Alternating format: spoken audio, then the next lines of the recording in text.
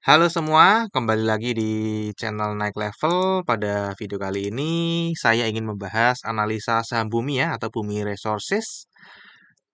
Ini sudah rilis laporan tutup tahun 2022 tanggal 28 Maret 2023 ya. Dan hari ini Selasa 11 April 2023 harganya naik 1 poin jadi 124 per lembar saham. Ya, kita cek dulu kinerja harga sahamnya teman-teman ya. Kalau kita lihat di sini untuk pemegang jangka panjang ya 5 sampai 10 tahun ini floatingnya cukup dalam ya, yang 10 tahun bahkan floating minus 82%, untuk 3 tahun ini floating profit. Ya, 1 tahun floating profit mungkin ini pas kejadian di 50 teman-teman ya belinya. Kemudian kalau teman-teman belinya 6 bulan, 3 bulan, 1 bulan, dan 1 minggu nih masih floating minus lagi ya teman-teman ya. Jadi ada beberapa range yang profit, ada beberapa range jangka pendek dan jangka panjangnya negatif ya. Jangka menengahnya ini floating profit. Harga tertingginya di 246 setahun terakhir dan terendahnya di 53. Oke, seperti biasa nanti kita akan membahas saham Bumi ini dari 4 analisa ya. Yang pertama fundamental ya, kira-kira saham Bumi ini perusahaannya apa, kemudian kinerjanya secara umum seperti apa, kemudian dari seasonality kira-kira biasanya naik atau turun saham ini di bulan apa, kemudian dari bandarmologi bagaimana perpindahan pemegang sahamnya selama setahun terakhir, dan terakhir secara teknikal kira-kira harga sahamnya akan kemana. Oke, kita mulai aja ya. Mungkin sudah nggak asing semua teman-teman ya. Bumi itu sudah menjadi pernah jadi saham sejuta umat ya. Jadi mestinya sudah pada tahu. Cuma kita akan kenalan lebih detail lagi ya teman-teman ya, lebih dalam lagi. Siapa tahu hanya tahunya batu bara. Ya, memang ini perusahaannya bergerak di bidang pertambangan batu bara. Dia juga ada minyak bumi ya. Juga ada mineral nanti akan dibahas di next slide. Ya, intinya kegiatan usaha terbesarnya ini berpusat di Kalimantan Timur ya, memiliki area operasionalnya Sumatera Utara, Sumatera Selatan, ada Sulawesi, kemudian Kalimantan Timur dan Kalimantan Selatan, sama ini ada Republik Yaman ya, untuk yang minyaknya. Ini sudah listing di bursa 90 tahun 90 dan IPO price-nya 4.500. Saya nggak mendapatkan data ini pernah stock split atau reverse stock ya. Jadi kalau nggak ada kemungkinan ya harga IPO price-nya memang 4.500 ya, dan harga saat ini tinggal tadi berapa 124 ya. Jadi teman-teman bayangin kalau ada yang beli sejak IPO pertama mungkin sudah dalam sekali minusnya teman-teman ya. Nah ini teman-teman ya, jadi Bumi Resources ini dia ada batu bara, minyak dan gas ya. Ini ada KPC ya, Kalimantan apa itu saya lupa ya. Kemudian ada Arutmin, kemudian ada Galuh Oil ya, ini, produksi minyak, ada kontraktor tambang, ada energi batu bara, kemudian ini anak usahanya BRMS ya, ini TBK juga, ada sahamnya kodenya BRMS, ini khusus untuk mineral atau non batu bara teman-teman ya, ada emas, tembaga, kemudian ada emas lagi, ada seng dan timbal.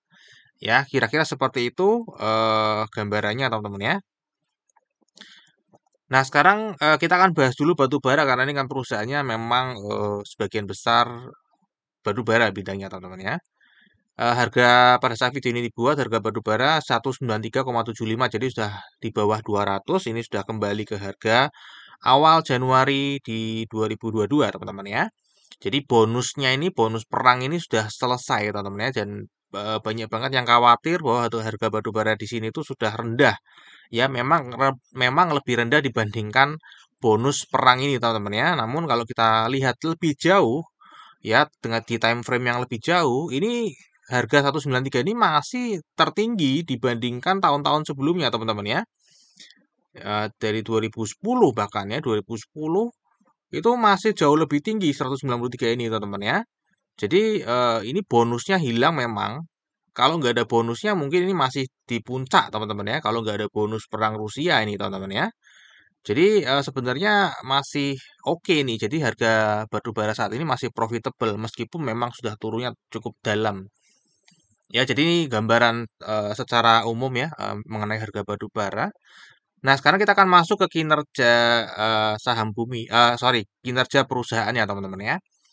Nah, kalau kita lihat di sini secara grafiknya, ini grafiknya cukup cukup membuat bingung ya, karena dulu justru lebih besar pendapatannya daripada saat ini. Ya, saya nggak ngerti kenapa harusnya kan batu bara karena harga tertingginya ada di tahun 2022 ya di sini ya tahun 2022 ini tertinggi mestinya pendapatnya tertinggi ya dan ini bahkan lebih tinggi tahun 2010 di mana harganya justru malah hanya di 100 teman-teman ya. Saya juga kurang paham. Saya nggak mendalami lebih detail kenapa seperti itu. Kemudian 2015 tiba-tiba pendapatannya hampir nol gitu ya. Kemudian dia muncul lagi di sini ya teman-teman ya. Ya, secara garis besar ini turun teman-teman kalau kita lihat dari grafiknya. Namun kalau kita lihat dari sejak COVID ini mulai naik ya. Sejak COVID. Namun secara overall ini masih turun. Laba kotornya pun juga demikian, laba usahanya demikian. Nah, untuk laba bersihnya ini memang tertinggi ya sepanjang masa ya. Meskipun dulu pendapatannya sampai triliunan, 40 triliun, namun net laba bersihnya kita lihat di sini kecil sekali ya. Bahkan di sini kalau pendapatannya cuman di bawah ini laba bersihnya pun lebih tinggi daripada yang pendapatannya tinggi ini juga cukup membingungkan sebenarnya ya. Oke, overall ya seperti ini kinerjanya teman-teman ya. Kemudian kalau kita cek dari struktur pendapatannya, ini juga ada pernah sempat kosong ya 2017 ya. Dan ini di sini ya sempat kosong dia teman-teman ya. Pendapatannya nggak ada. Ya, kemudian 2018 ini beban pokok penjualannya 86, 90, 88 ini mulai turun teman-teman ya. Mungkin teman-teman ada yang tahu ya, saya nggak ngikutin case-nya Bumi di tahun 2015 sampai 2017 ini ya, ada apa. Oke, untuk beban usahanya ini juga sempat tinggi sekali ya. Eh ini cenderungnya ya turun ya dari sini. Kalau kalau dari sini kayak anomali ya. Kita lihatnya dari 2018 saja ini cenderung turun. Ya, laba usahanya meningkat. Kemudian penghasilan lain-lain dan beban lain-lain ini juga meningkat ya. Jadi ternyata cukup cukup berperan besar secara persentase dari pendapatan di ruang operasinya. Ini nanti kita akan cek ya teman-teman ya. Laba bersihnya jadinya naik gitu teman-teman ya. Di tahun 2022 ini jadi 30,4%, jadi cukup tinggi dari total pendapatannya karena memang harga batu bara lagi naik. Nah, ini teman-teman ya, total pendapatan dalam juta USD ya, dalam USD, supaya nanti sinkron dengan laporan keuangan yang akan saya tampilkan. Biasanya saya tampilkannya rupiah ya. Jadi ini untuk pendapatan naik 81,5%, laba kotornya 83,6%, laba usahanya 79,8%, dan laba bersihnya naiknya lebih tinggi ya, 149,8%. Dan ini karena ditopang oleh ada penghasilan lain-lainnya yang cukup tinggi teman-teman ya. Jadi dari profit 557 ya, dari profit 557 itu 471-nya dari penghasilan lain-lain ya, yang dari operasional laba usahanya 223. Ya, kira-kira seperti itu. Eh setelah saya cek lebih dalam karena penasaran, ya apa ini penghasilan lain-lain? Ternyata penghasilan lain-lainnya itu adalah bagian atas laba neto entitas asosiasi dan ventura bersama. Ya, ini ada di catatan kaki nomor 12. Saya cek di catatan kaki nomor 12, ternyata ini adalah PT-PT yang tadi, teman-teman ya. PT-PT yang ada disebutkan di awal tadi ya, ada eh, Kaltim. Oh, ini tadi ya, KPC itu adalah Kaltim Primakol, ya. Kemudian ada Indokol, ya. Kemudian ada eh, Indokaltim Resources, ya. Jadi ini tadi anak usahanya dia, teman-teman ya. Saya juga nggak ngerti kenapa anak usahanya dia dimasukkan ke bagian investasi pada entitas. Jadi nggak merupakan laporan konsolidasi. Biasanya kan konsolidasi dijadikan satu pendapatannya ya. Jadi saya kurang paham juga mengenai ini. Intinya kita jadi tahu ya bahwa ternyata penghasilan lain-lain ini berasal dari investasi pada ventura bersama atau entitas asosiasi ya. Kalau entitas asosiasi sih memang betul ya masuknya ke sini. Namun kalau sudah 70%, 51% ini mestinya konsolidasi ya, laporannya dijadikan satu.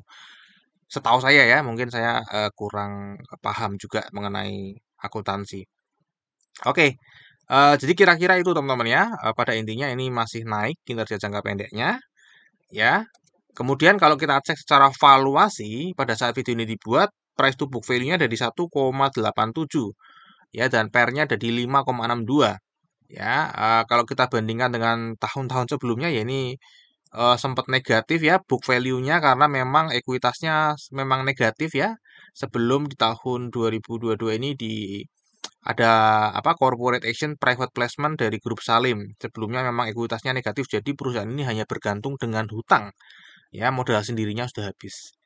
Untuk PE ratio-nya ini juga ya sama ya, pasti anomali karena memang eh, apa?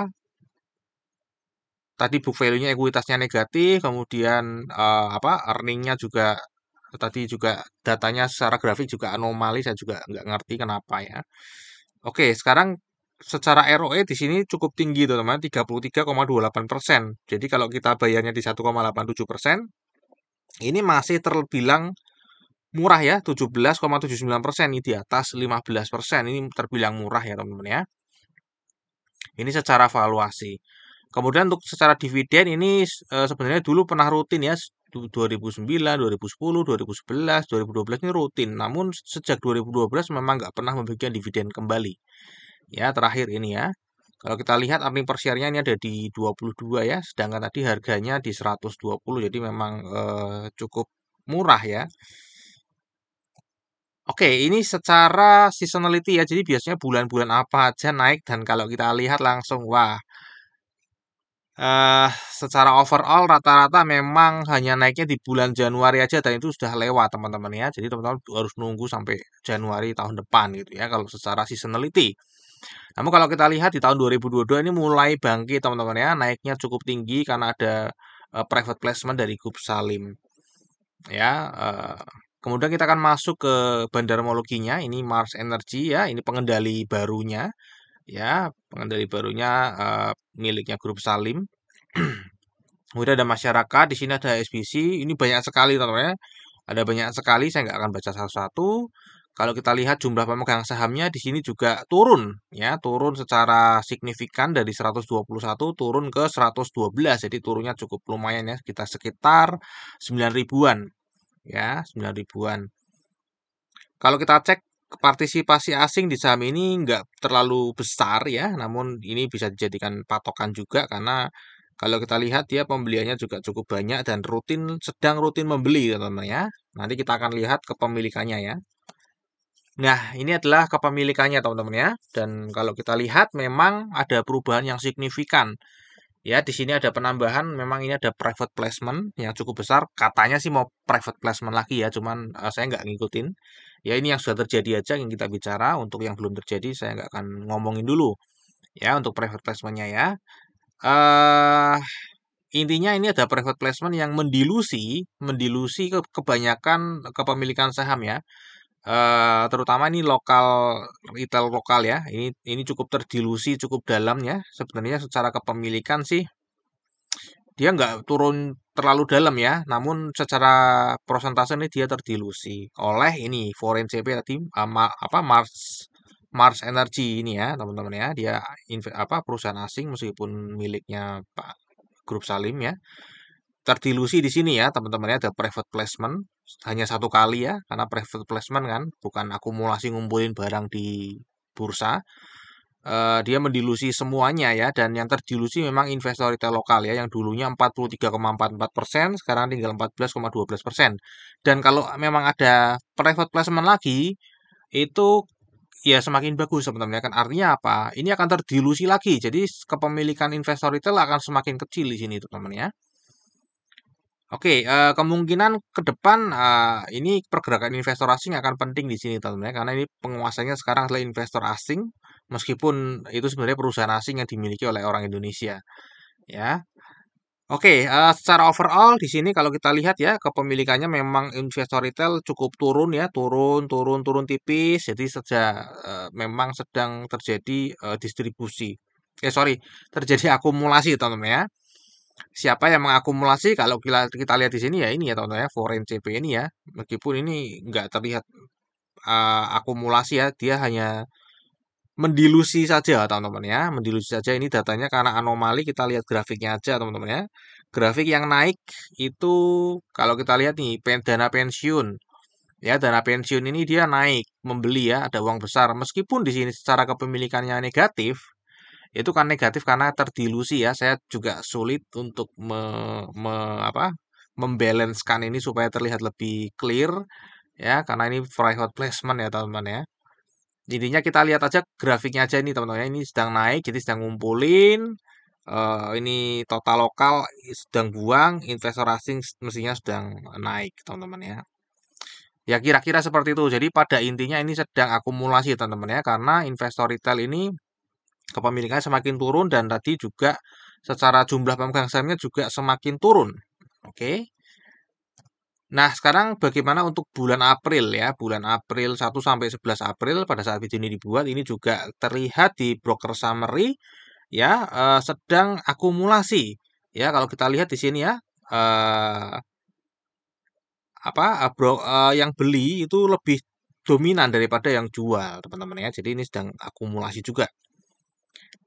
Dan untuk analisa teknikalnya teman-teman ya, kira-kira ya, ini kan sedang downtrend teman-teman ya. Kalau kita lihat di sini ya, dia membentuk lower lower high ya, kemudian lower low, dia membentuk lower low juga. Jadi kemungkinan dia akan ada target di sini ya, membentuk lower low lagi ya. Kemungkinan akan masuk ke harga 100 ya. Dan ini sebenarnya cantik kalau memang tadi ini penurunannya downtrendnya disertai dengan akumulasi ya teman-teman ya. Ini di sini 20 hari terakhir juga lumayan besar ya, 66,8 miliar per hari. Ya, jadi tadi sedang diakumulasi dan ini sedang downtrend ya. Jadi cukup menarik ya, investor retail juga sedang eh, keluar atau terdilusi secara otomatis kalau misalnya ada private placement lagi. Oke, kira-kira itu ya targetnya bisa ke 100 atau 110 ya, kita nggak ngerti ya teman-teman ya. Kemudian untuk risamnya teman-teman ya, tadi secara fundamental kinerja jangka panjangnya turun, kemudian kinerja jangka pendeknya naik, valuasi masih terbilang murah ya karena tadi memberikan earning yield-nya di atas 15%.